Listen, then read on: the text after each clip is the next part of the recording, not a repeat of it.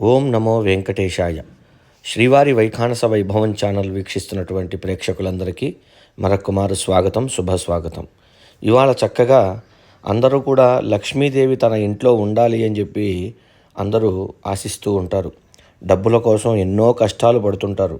కానీ మనం ఎలా ఉంటే లక్ష్మీదేవి మన ఇంటికి వస్తుంది, ఎలా ఉండకపోతే లక్ష్మీదేవి మన ఇంట్లోంచి వెళ్ళిపోతుంది అని మాత్రం ఎవ్వరూ ఆలోచించరు. మనం ఉండే తీరుని బట్టే లక్ష్మీదేవి మన ఇంటి యందు స్థిరంగా ఉంటుంది. మనం ఎంత వ్యయప్రయాసలకు కష్టపడ్డా కూడా లక్ష్మీదేవి మన ఇంటి యందు ఉండాలంటే మనం కొన్ని సూచనలు పాటించాలి. మనం ఉండవలసిన విధంగా ఉండాలి. అలా లేనప్పుడు లక్ష్మీదేవి మనం ఎంత కష్టపడ్డా కూడా మన ఇంట్లో నివాసం ఉండడానికి ఆమె ఇష్టపడదు. అలాంటి ఎలా ఉండాలి, ఎలా ఉండకూడదు అనేటువంటి విశేషాలని ఇప్పుడు మనం కళ్ళే ఉమాగారి ప్రవచన రూపంలో విందాం.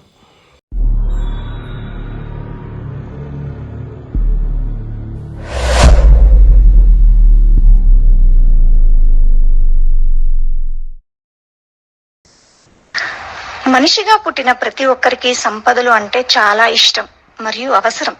సంపదల కోసం ఎంతో కష్టపడతారు. కొంతమందికి ఎంత కష్టపడినా సంపదలు అంత సులభంగా రావు.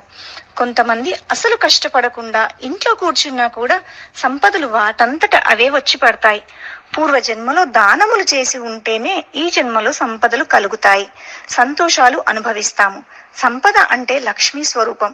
లక్ష్మి అంటే డబ్బు మాత్రమే కాదు. లక్ష్మి అంటే శాంతి, సుఖం, ఆరోగ్యం, పవిత్ర కుటుంబ బంధం, మానసిక శాంతి. అన్నిటికంటే ముఖ్యమైనది సంతోషమే పెద్ద సంపద. మహాభారతంలో ఒకానొక సందర్భంలో రుక్మిణీదేవి శ్రీ మహాలక్ష్మిని సంపదల గురించి ప్రశ్నిస్తూ, తల్లి, నువ్వు ఎలాంటి వారి పట్ల అనుగ్రహాన్ని కురిపించి సంపదలు ఇస్తావు అని అడిగింది.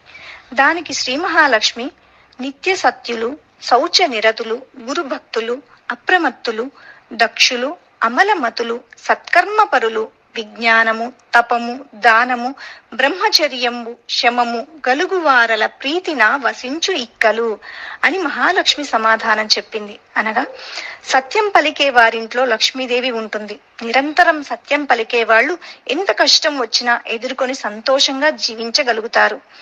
శుచిగా ఉండాలి. శరీరాన్ని, మనస్సును శుచిగా, పవిత్రంగా ఉంచుకోవాలి.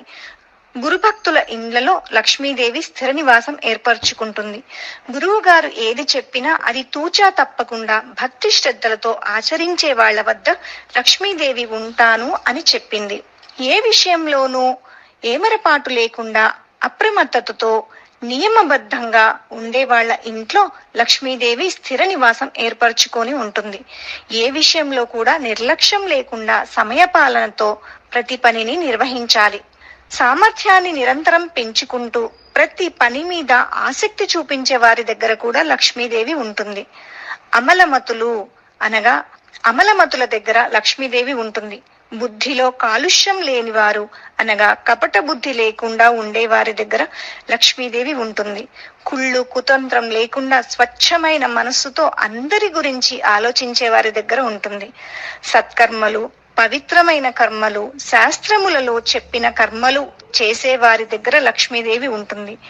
విజ్ఞానము, తపస్సు, దానము, బ్రహ్మచర్యం, ఇంద్రియ నిగ్రహం ఉన్న చోట అమ్మవారు స్థిర నివాసంగా ఉంటుంది. ఇటువంటివి అమ్మవారి యొక్క నివాస స్థానాలు అని చెప్పింది.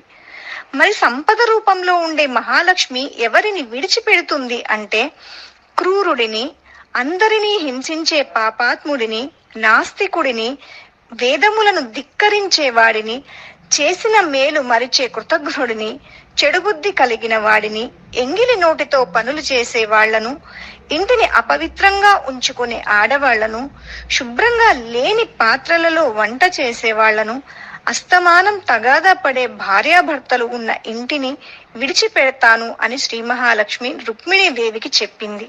తద్వారా మనమందరము ఈ విషయాలను గమనించి నిరంతరం సత్ప్రవర్తనతో ఉండి సంపదలను పొందే ప్రయత్నం చేద్దాం.